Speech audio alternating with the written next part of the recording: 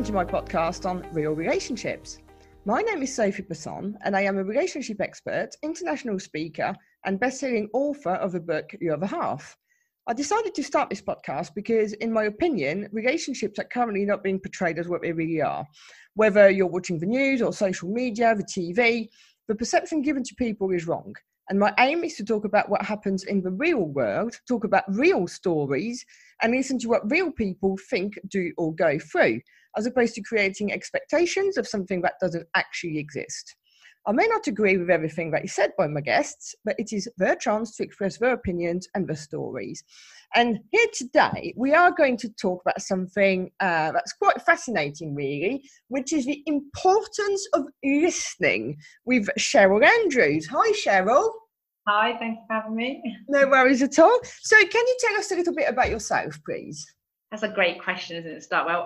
I'll do the spiel. My company Step by Step Listening, and I basically teach people to become listening detectives. But myself, oh God, I'm 52 years old. Where do you want me to start? That's the glory of those sort of questions. And I can go in any direction. Yeah. I am somebody that I would say that I was described as I took things too personally. I was oversensitive. I was touchy. And ironically, because of my sensitivity, I then became insensitive because I was so trying to watch what I said. I was trying to be so careful that in the end I would say things wrong. And then I'd end up in this big bind. I had roles 30 years ago that I found it much easier if I just helped other people to be happy while managing great change. I've always been a motivator, always been in roles. I was a sales manager. I then worked for Slim World, and I've now run my own company as a coach for the last 11 years. So who I am is somebody that likes helping other people to create change and manage themselves through change. But it's probably only about 6 years ago that I took my own advice. That I suddenly went, oh, I'm helping everybody else do this, but actually I don't feel okay to say what I'm thinking or what I'm feeling. And I went to that frustrating phase of, I'm standing up telling people how important listening is. I'm listening to everybody, but how do I actually get people to listen to me? So it's all very well, you want to be listened to, and I think you then become a really good listener because you hate it when people don't listen. But that doesn't solve the problem because you still don't get listened to, because everybody loves being listened to. But at the same time, isn't it a perception sometimes? Because, how do you know someone is not listening to you? I mean, if you're yawning, quite obviously you know, but do you know what I mean? How do you know someone doesn't listen to you? Well, it's interesting you should say that as an example, because even yawning, there's a lot of evidence that yawning is a release of emotion. So first of all, I think the thing that I found is that I was, like everybody, accusing people of not listening. So I used to say to my husband, oh, you're not listening. And he then repeat back everything I said. So it wasn't that he wasn't listening. He wasn't responding in the way that made me feel heard, that made me feel understood, and made me feel of value, that anything I had to say mattered. So he was listening. So I think the yawning is remembering that when people are listening to us, it will, if they hear something that takes them off to a thought, they'll start talking about their idea maybe. If it pushes an emotional button, it brings back a memory, they might start chuckling or crying, and then what happens is we have this, oh, it's all about you now, so that the attention goes over here. But that's because they were listening, because they wouldn't be having that reaction if they weren't listening to you in the first place. So I think the first thing I'd say to people is, if you're complaining people aren't listening, the first thing is stop asking them to listen, because actually that's what they were doing anyway. So you're never going to get it any better. It's actually saying, I'd like to feel heard. And then you have to know, what do you need in order to feel heard? And each of us are very different, and nobody can mind read. Nobody can guess it. And how you feel heard today versus how you feel heard tomorrow will be different. And so actually the expectation we've got for everybody to understand us all of the time is usually unrealistic and unreasonable.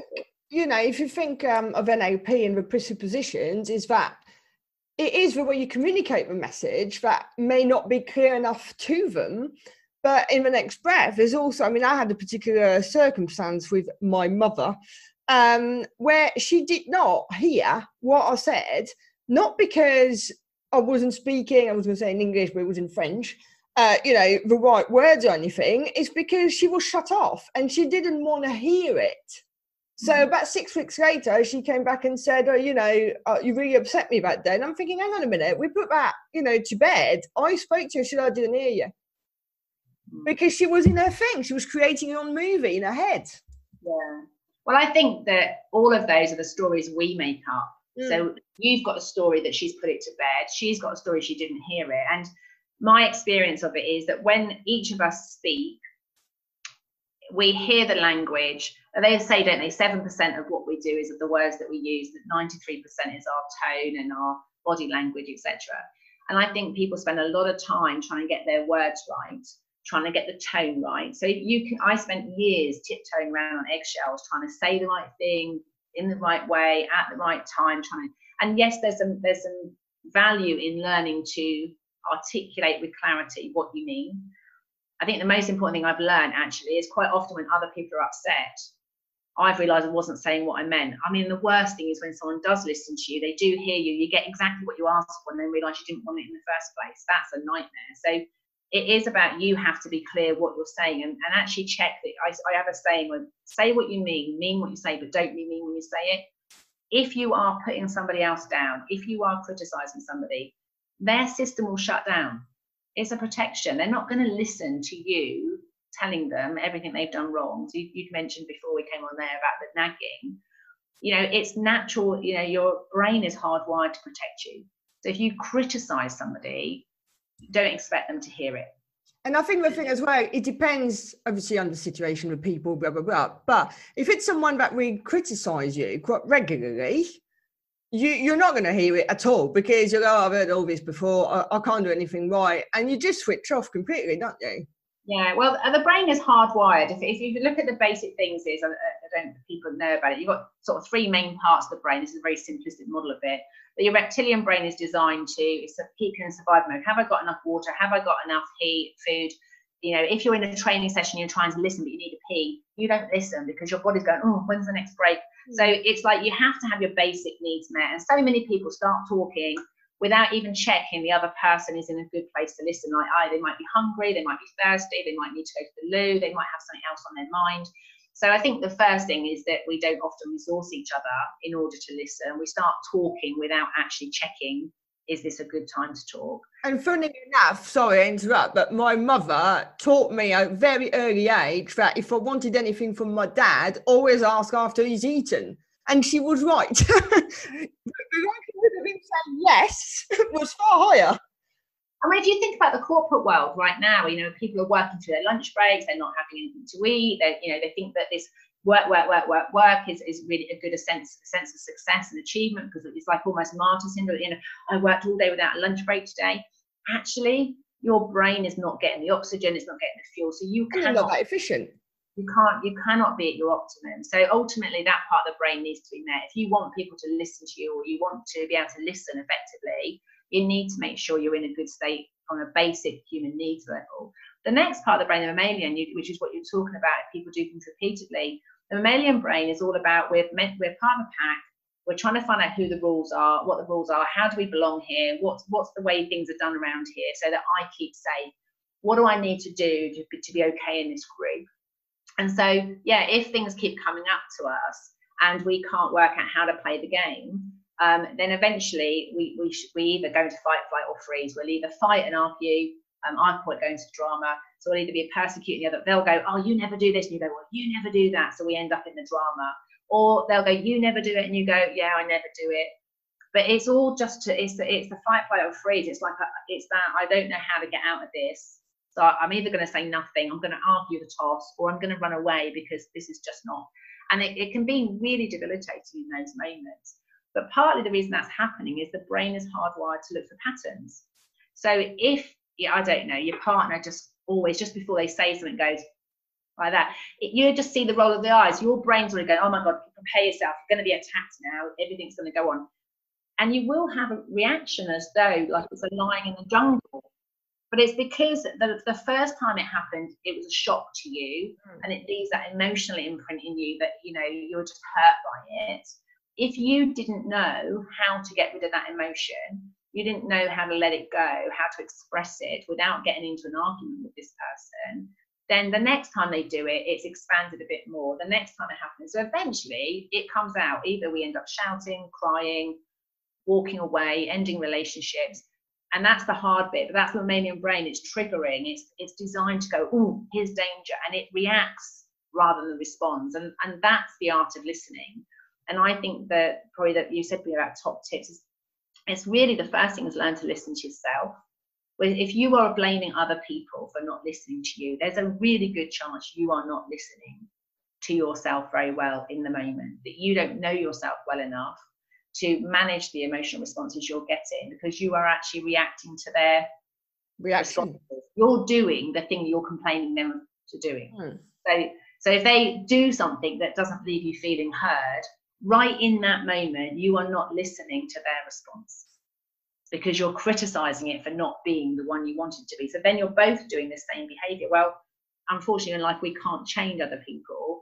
But if we change our reaction, what I know happens is, in most cases, the other people change. And I think the other thing as well is, as you say, you know, we're looking for a reaction that we want, but that's not to say that's always going to happen. And it's not always the reaction we need.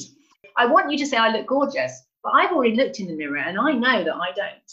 But I would like you to lie so that I feel better. But actually, what I know is this really doesn't look very good. And it's like, I'm going to put the blame over there. You can say all the wrong things, and then I can be cross with you rather than I know it for myself. And I think that sums up, I think, in relationships, and especially like single people looking for someone, or people who have a pattern of repeating bad relationships, they look to someone to bring all of these things to them that actually they need to bring to themselves first. Yeah. And I want to just say to you that the reason that happens, and it took me a long time to work this out, is that when I started listening with the intention of understanding how I process information, one of the things I do on my courses is go through the 5 senses. So I'm quite visual, and I when other people speak their words, I feel them. So what I've realized is, in order to understand myself, I have to have a conversation with somebody else.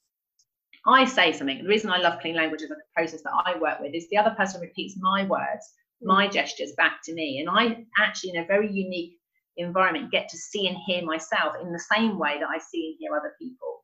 So I get to know myself, and I love it. And actually, I've tried journaling. I remember people doing these affirmation things and journaling. They do work for me now, but they didn't work before, because I physically needed to hear it outside of me in order to feel it. And even when I'm writing my books, you and I've spoke before, and my facilitator Leslie, I'll go, right, this is the strap line. And I write all the different answers down. She says them, and I can feel whether it feels right based on how it comes back into me. I can't physically do that on my own. Which is really interesting, because I have to say it out loud, despite the fact I'm not an auditory person, I'm more visual. But if I, let's say writing a blog or whatever, if I read it out loud, I don't actually need to have anybody there. Sometimes I do it and say, oh, did that sound English or proper or whatever? But I don't actually need them there. I just need to say it, and then I can pick it up straight away. And I think that's a really interesting, because Mark and I call that, I just need a cardboard cutout. I don't actually need you to say anything. He's in the sort of computer engineering world, and they have literally, to externalize it, it's called externalizing. So you're externalizing, you don't actually need any response. And I think that's one of the challenges, that sometimes we are just downloading, we're just venting, we're just externally processing, and then somebody interrupts our thoughts. But so one of the things I say to you is, before you start talking, be clear what kind of listening you need. Sometimes we just need to externalize, we don't actually need any comment. But I think at the same time, everybody can be more aware, because, for instance, a friend of mine came around last night. It was quite obvious, he was just moaning. And I don't mean it in a nasty way. It just needed to come out. So I just sat there. Because, as you say, no response was required. I just nodded here and there to he knew I wasn't asleep and I was still alive, so to speak. But that's it. But it's really good. That it's a really good hire. You said to me earlier about, how do you keep listening when it's boring? And one of the hardest things is, we've got friends or family members who are telling us I call it a woe is me story. They're telling us about their pain, they're complaining, they're moaning, whatever. The challenge we've got is, one, listening to it and just knowing that there is a value in holding that space without saying anything, and that in itself will be helpful. And then when they come around a second time and a third time and a fourth time, and they're still telling the same story, or at least it seems like the same story to you, then our brain gets into, I've heard this all before, and then it becomes too familiar, then it feels boring to us. And one of the things I'd say is that people are often, it takes them courage to tell the whole story. So if you've got a friend who's repeating themselves, or a partner, or children or whatever, or clients, is really listen for the thing that's different in this story to the last time, because there will be something else that's coming out that you didn't hear before. So that's the first thing, is everybody has this, and often we don't tell the whole story to one person. We feel safe to tell this part of the story to this person. And unfortunately, that means the individual doesn't really get access to the whole story themselves. They're only telling it in parts, and they're not always making all the connections. So it is really important that we have places, and that's where counselling can be a really valuable place to go, when you just need to be able to vent the whole story, knowing it's not going to hurt anybody, it's not going to cause any pain to anybody, but you need to externalise it. And I know that I started out as the strength and solution detective, and I've evolved into the listening detective, because I've realised when people came to me, I wanted to find a solution, I wanted to get their strengths, wanted them to feel good about themselves. And I've had to learn that sometimes people just need to feel crap for a minute. They just need to sit in and experience that emotion. And that emotions, it took me a long time to get this, that emotions are transient and temporary. If we just sit with them and breathe, they leave. It's the story that we tell, externally or internally, that keeps the emotion keep coming up. So we keep feeling anxiety, it's because of the way we're talking about it. But for some people, to talk about it is their way of releasing it and letting go of it. And it takes an art for us to listen to that story each time. So one of the things that you talked about, tips, one of the things I've learned is, when you're the one that's talking about a problem and you're expecting somebody else to listen time and time again, is just check in with yourself. Are you feeling better as a result of venting? And if you are, tell the listener, you go, oh, do you know, I feel so much better for getting it off my chest. Because otherwise they feel like it's a waste of time. They feel like if they only hear the negative, they don't know that you go off and have a great life, everything's much better. They only get to hear the download. So if you are downloading to a friend, tell them at the end, notice if you feel better as a result of it, and let them know it was worthwhile and it had value. And I think that sometimes it's not just about when we're talking, because especially with social media, it's also via messages, because some people sometimes really offload on you by text message, messenger, Facebook, whatever, but actually it can feel very one-sided. And I think it's the same thing again. You need to acknowledge that person is listening to you and say thank you. And sometimes, yes, we all want to be heard, we all want to be understood, but it's nice to give something back by asking maybe the other person how they are. Yeah. And I think it is recognising, that expression from being nowadays, like givers gain. I think it's always recognising. I always sort of have a metaphor that if you are somebody who is venting or downloading, then there's a good chance you've got a whole load going on in your head. And even if your friend or your loved one or your partner wants you to that you feel that it should be reciprocated. I've listened to you, so you should listen to me. Just be aware that often those people that keep talking and they keep telling the same story, they probably are not listening to themselves. So they never feel heard. So if you are somebody that's repeating your story, pay more attention to what you're saying, because you're never going to have the capacity to listen to other people if you don't listen to yourself. When you listen to people really well and you listen to yourself, you end up with lots of information in your head, and you have to find a way of getting it out. Otherwise, you end up too full to listen. So I think it's being mindful that not everybody is always in the right space to be the listener. So it's not always a direct exchange. Well, I've listened to you for half an hour, so you listen to me. Although that actually works really well sometimes. And it's good if you can get that. But over time, if you find the relationship is constantly one way, I've got a couple of relationships at the moment in my life that it's very much that I've been the listener, and I've now sort of said, actually, can I get, and I might get 2 minutes, and then we go back to them doing the talking, and then I might get 3 minutes the next time. But as long as I can see that things are changing, I know that it's a change in behaviour for them. They're used to venting to me. They're used to the fact that I'm happy to listen.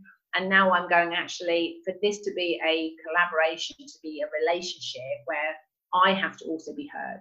And I need to be able to say what I'm thinking, and you have to be okay with hearing that. Whereas up to now, I've protected you of what my feelings are, and I've just given you that space.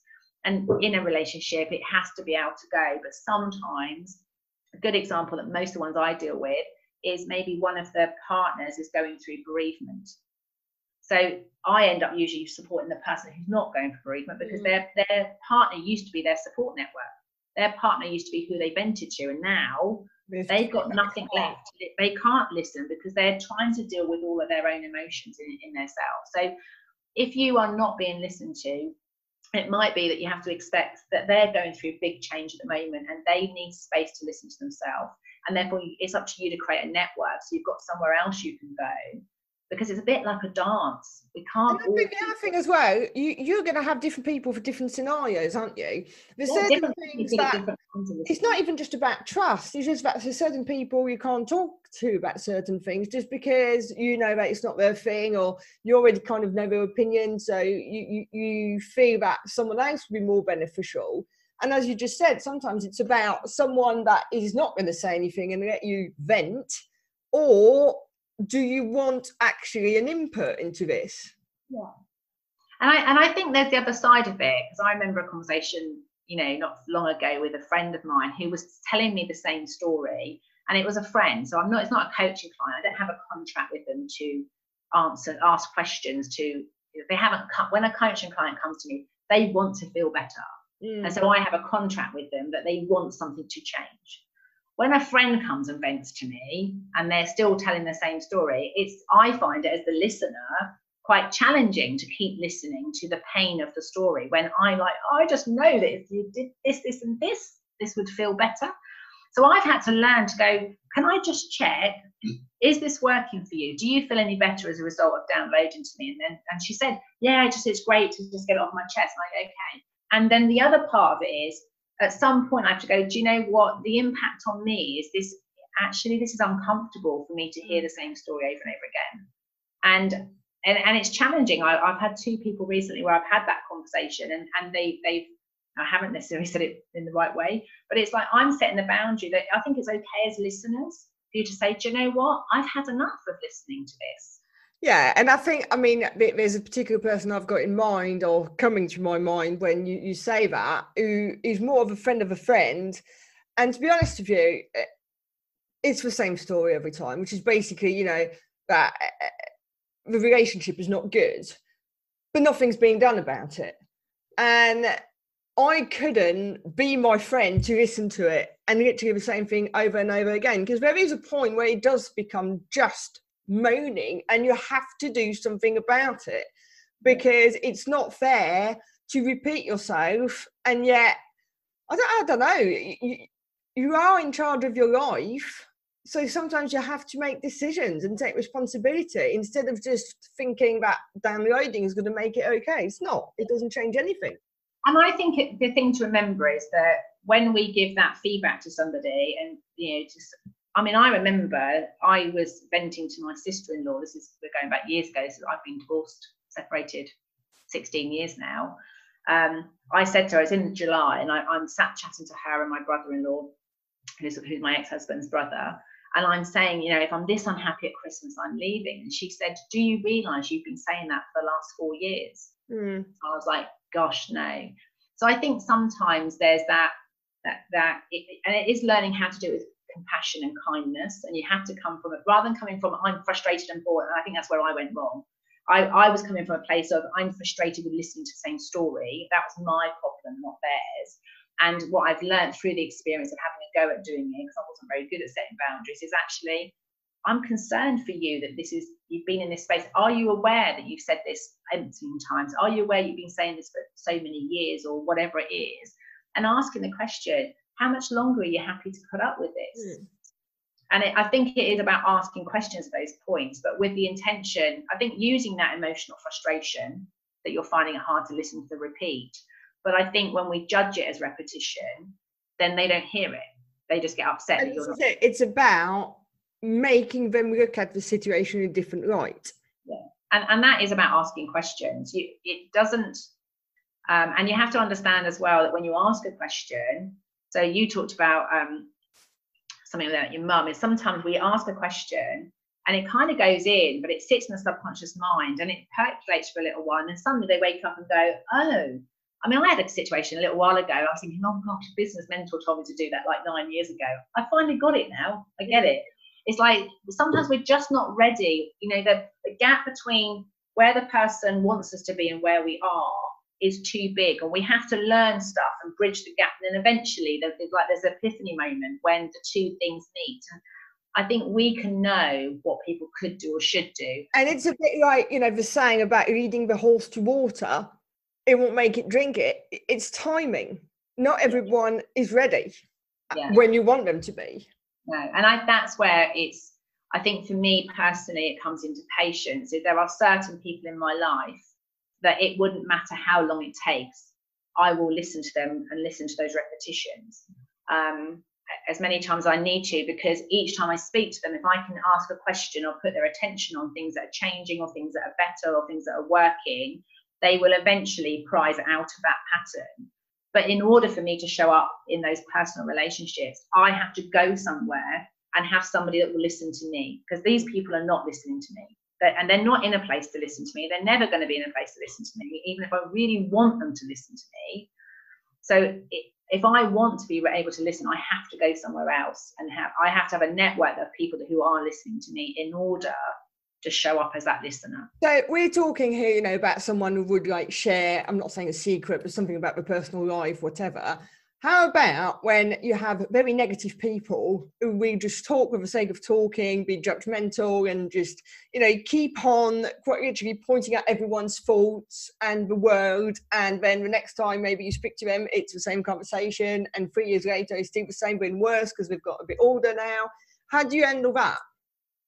How do I handle that? Well, first of all, I don't see anybody as negative. I think that's probably one of the worst things we've ever done. I see a human being who is scared or frightened and in pain, and that they're verbalizing their experience, and that the quality of my listening is what's keeping, if I'm not a good listener, that is why they're staying where they are, because they're only telling that story over and over again because it's not being heard, it's not being understood, and it's not being validated.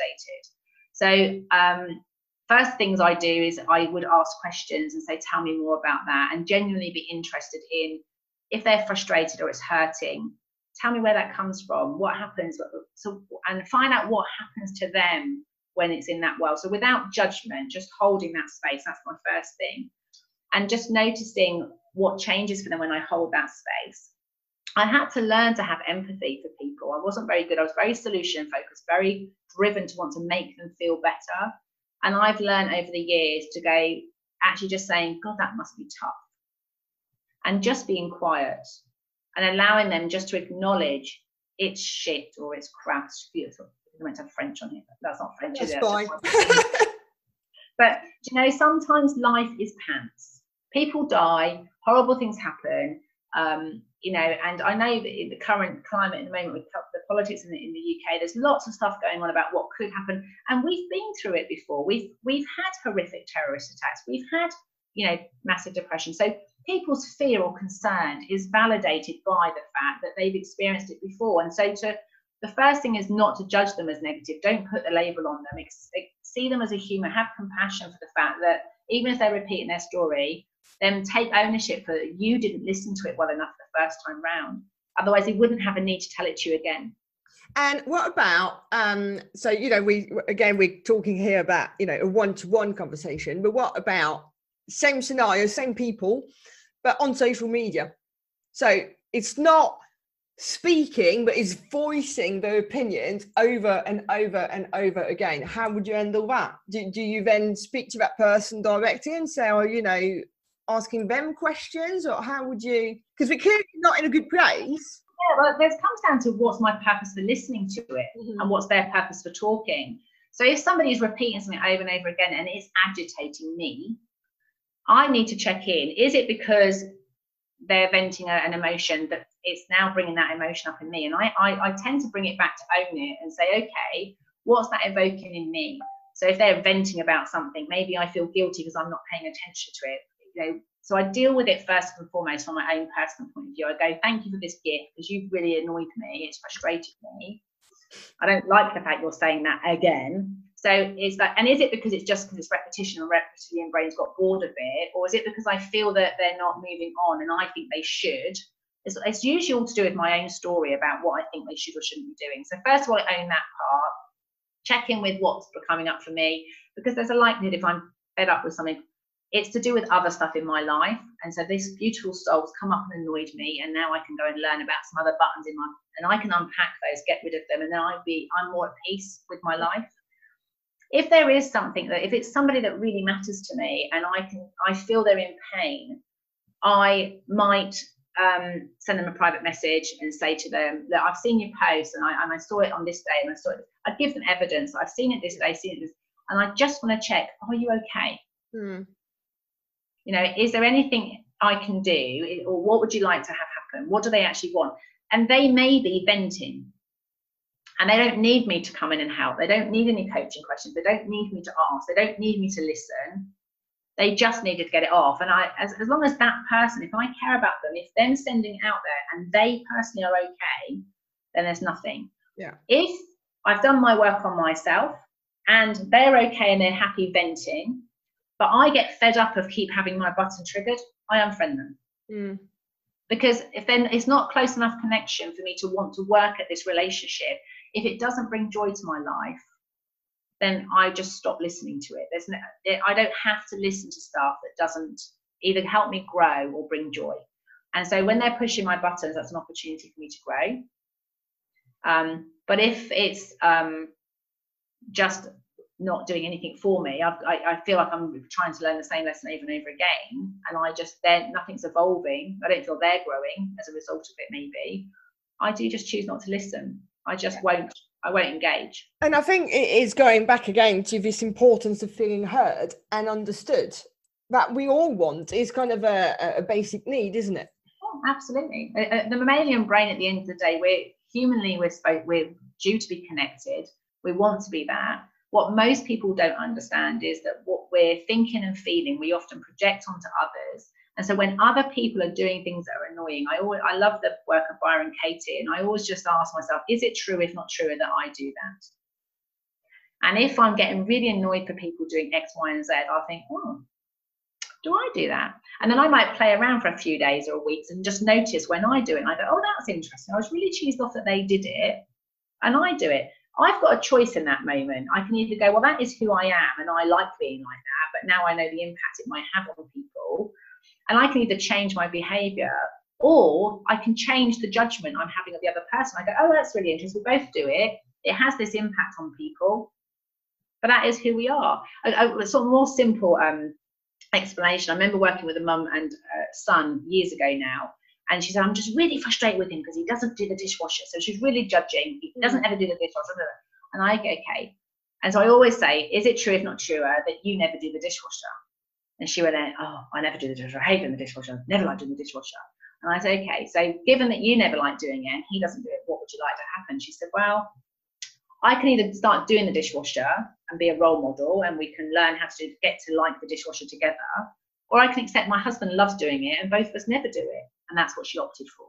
Because in their system, there was somebody who was prepared to do it. And so she was having this beef about something that really didn't matter. And, you know, if he was on his own, would he learn to do a dishwasher on his own eventually? Of course he would. So you mentioned before about time. Is usually most of this stuff is we've created this time story that it's like we're running out of time on it. If he keeps doing this for the rest of his life, it's like reality. Will they? You know, if there was nobody else to do the dishes, do you think he would do them? Eventually. And yes. I think this is the thing as well, you know, they often say that if you don't like something in someone, it's probably because you're seeing something in yourself, which is what you've just said, which I know that has happened to me, where I just felt, oh, why, you know, is that person so irritating? And actually, it was something of me from years ago. So once I could identify that, I was like, no, I'm okay. Actually, I quite like that person now. But in the next breath, it happened with someone else where I still didn't like the person. And I realised that actually you don't have to like everybody. And that was just not for me. But going back to your example with a mother and a child, I also had a customer a few years back, and it was about her relationship with her daughter. And actually, she was the one who was pushing the buttons on her daughter gaining a reaction because she knew exactly how to do that because it was the same button as hers. So when she then realised she was the one to blame as opposed to the daughter, big light bulb moment. Well, it puts you back in control. I think that's the thing. When we're accusing other people of not listening, there's a really good chance when we're speaking, we're not listening to what we're saying, and we are reacting to their responses or lack of, whatever they do or don't do, or say or don't say that makes us feel they're not hearing. That's our own story. So the moral of the thing is listen to yourself. And I think the other thing is, if you go, is it true? If not true, I do those things. If it's not, you can't see it in yourself. One, be aware that it may be outside your conscious awareness. You may not realize. So ask a few friends, have you ever seen me do X, Y, and Z behavior? You might call it negative, but what is the actual behavior? So they're saying somebody else isn't fair or something. What is it you actually hear and see? And ask a few friends, and you might be unpleasantly surprised to find out that actually you are guilty of that behavior yourself, and you can learn to have more compassion for yourself for being that person, which means then you have more compassion for other people. The other thing is that maybe you don't have that behavior, but you really want to. So this is more about envy and jealousy and so I used to get so jealous of people. And then I realized, right, every time I noticed jealousy or envy, I go, okay, given that, what would I like to have in? And I can turn that jealousy into aspiration. And I can either choose to learn how to be like that, if that's what I really want, to be more compassionate, more caring. These people that are really quiet and very tranquil and placid. And I love them because they don't have a need to keep talking as much as I do. And it's like, I really admire them. But sometimes there's a sense of identity, isn't it? Because, I'm someone who, I'm probably a bit too fast at times, and I'm clumsy, and I'm never going to be that person who can just switch off and be like doing the yoga pose in front of a still lake. That would just show about the last 30 seconds and I'd be bored. But sometimes it's also knowing yourself, isn't it? And whether actually that fits with who you are. Well, that's a classic example, though, isn't it? If you see it, you go, if you're judging them for it, one, do I do it already and don't realise? So actually, when I've noticed, even this thing when I talk about people that are very quiet, I've realised actually I can be really quiet, and I wasn't giving myself credit for the fact that I am, on more occasions than not, quite observant and just sat observing and not saying much, particularly in social networks. I tend to talk more in the business network because that's my job, to sort of do the marketing and talking. So people see me as a talker. Socially, they usually think there's something wrong with me because I'm not talking, I'm just watching what's going on. But I spent my whole day listening and engaging, and actually I'm quite happy to let the whole to be removed from it. Yeah, so I think we can often not realise that the good stuff that we're jealous of, maybe we've got more of that than we realise. But there is also that fact that you can for the yoga pose thing, for example, I would, if you don't want it, that's okay. Just don't judge other people for doing it. That's key, because that's what they want and that's what works for them. Honour it and respect, that's where they're at. Because I wrote a chapter for my book today, and I remember the time when I stopped all that talking in that desperation to be heard, and I just took a deep breath, and there was nothing. And I thought, oh my God, there's something wrong. I don't feel anything. There's something wrong with me. And then I realised that was peace. And it's like, that's freaking awesome. We all find peace in different ways. For me, it's not a yoga pose by a still lake. For me, it's probably just, I'm just going to sound wrong, stroking my pussy. But you know what I mean? I think I kind of with my cat. When you said it. Yeah. It is the way, I find it soothing. I like the purring that comes out of him. I like the way he looks at me and then he licks my hand like a muppet. And I find that soothing. That's a really good example of the five senses, though, isn't it? Yeah. For me, what I see and hear outside stimulates emotion inside. So if I sit in a yoga pose with my eyes shut and I just listen to my breathing, everything centers and everything calms. If I stroke an animal outside, then I start all my sensories off again. And I'm now aware of the animal and what the animal needs and what the animal wants and how cute the animal is and what and so actually for me, I don't get that peace. I get enjoyment and joy, and I get connection. And it's a really good example. And this is where, it'd be a great place almost to wrap up in terms of sort of what we talked about listening, is for every word that each one of us using, if we all could just listen and ask a few questions to say, peace for you is like what? Because 9 times out of 10, when we don't feel heard and understood, it's simply that we have an assumption of what that word means, and we assume it's the same as us. So then we have this mispurposed conversation, because you're going, you want peace. So I'm going, well, come on, let's go and do yoga. And you're like, no, actually, I just want to stroke my cat. And I'm like, yeah, stroke a cat? That doesn't work. And then you end up trying to convince each other but you're always better. My way's right and your way's wrong. Or you always, you're in my mouth, I go, oh my God, I'm doing peace wrong. Oh, I'm obviously not a very nice person, so I don't like stroking cats. Oh my God, what's wrong with me? And so you either criticize the other person or criticize yourself. That's actually, when you learn to listen differently, you just go, how amazing. Peace for you is like that, and peace for me is like this. Isn't that just really fascinating? And you take the frustration out of the conversation because you're prepared to listen and honor the differences in all of us. And then if something agitates you, pushes a button when you're listening, my invitation is listen to that emotion and find out where it's coming from, and then ask yourself what you'd like to have happen. Do you want, check, are you already more of it than you realize? Do you want to be more of it? And if you do, learn how to, because everyone can be whatever they want to be, and the most important thing is to be yourself. But to love who you are right now, and honor that when I talk, it might annoy some people, but other people just love it. And as you said, you can't please all of the people all of the time, but what you can do is start to listen and honor who they are in this moment, whether they're being negative moaners or they're aspirational yoga posers or cat strokers, whatever they are, is ultimately we all want to feel heard, understood and valued. That's what we're all driving for. The basis of it, isn't it? How do you create a network where you feel supported yourself, so that you've got more capacity to listen to those who right now are under-resourced and underheard, but in our community or in our world at the end of the day. And that's it. And I just want to say thank you for listening to me today. That's all right. It's a fascinating subject, so there you go. So thanks for your time, and for everybody else, well, I'm sure you've learned stuff on that one. And if you enjoyed the show, then please subscribe, leave us a review, but more importantly, come back for the next episode. Thank you.